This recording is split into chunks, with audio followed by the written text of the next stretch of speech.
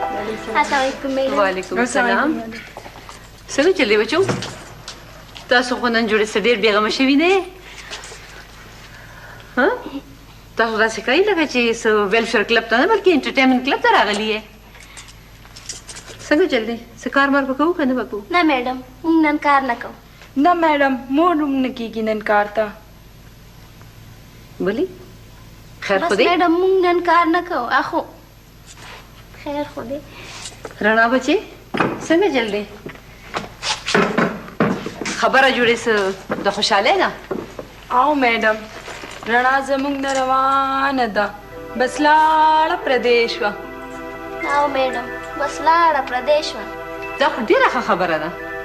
خو رڼا بچې زه به تاته یوه خبره کوم. هغه څه میډم؟ دا واده د دوو کسانو نه د دوو کورونو تړون دی او په دې کې اهم کردار د جینۍ وي.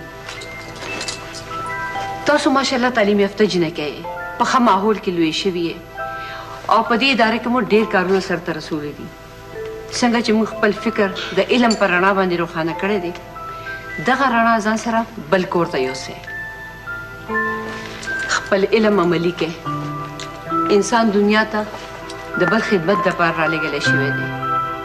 که موږ خپل آرام راحت د بل دپاره قربان کړو نو په دواړو کورونو کې خوشحالي مینه او یووالی راوستی شو.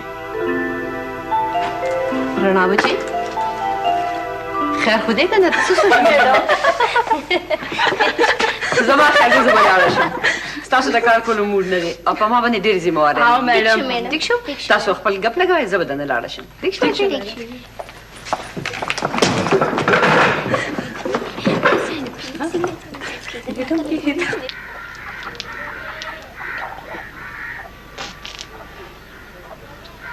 بچو ته خو به ډېره خوشحاله یې که نه؟ بس داجي ویم که خیري د ګلخان کور به ودان شي. زه خو به خپلې جامې اچوم.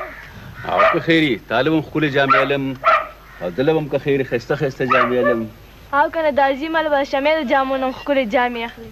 او خو زما به هم یو خبره منې. ګوره بچو زمونږ کور ته یو تعلیم یافته جینۍ راتلواله ده. زمونږ د کور ماحول به هم که خیري تعلیم یافته شي. بس دغه زما ارمان و. دې بې تعلیمه ښځه خو راله زړه پوخ که. بس ته خو په ما ټکونه کوه. ما نه ډېر تنګې غریبه. ګوره د بیګم مورې دا خپله جو به دې اوس بدله کړي. تا ویلې ما ویلې دا سپکې خبرې به اوس پرېږدې. ګورې چې په دې ړومبو ورځو کې ونه یارې. وای ولې زه څه لیونی یم څه؟ وای زه خو به یې داسې ساتم چې ټول خلک به یې تماشو له راځي. ما خو دا ورځ د خدایه غوښته. هسې ویم که نه چې ته ګزارې نه به کار اخلي. په دې ماښام وخت کې مې مه پریشانه کوه. بس زه پوه شو زما کار په هر کار کې کار مه لره. ډېره ښه ده نیکبختې. ته خو په هر څه بد ګڼې. دې ډوډۍ ته هم پرېږدې و که نه؟